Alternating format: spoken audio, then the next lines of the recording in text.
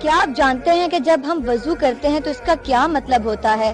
جب ہم اپنے دونوں ہاتھوں کو دھوتے ہیں تو اس کا مطلب یہ ہوتا ہے کہ یا اللہ ہمارا نامہ اعمال ہمارے دائیں ہاتھ میں تھمانا۔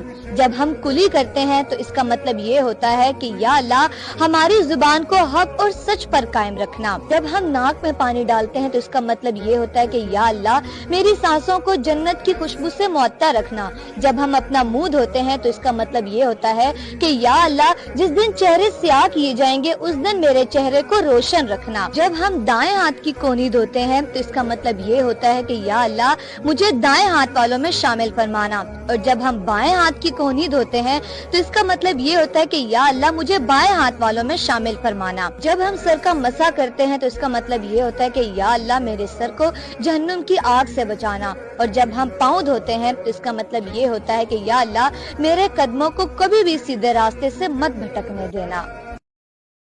Download ShareChat.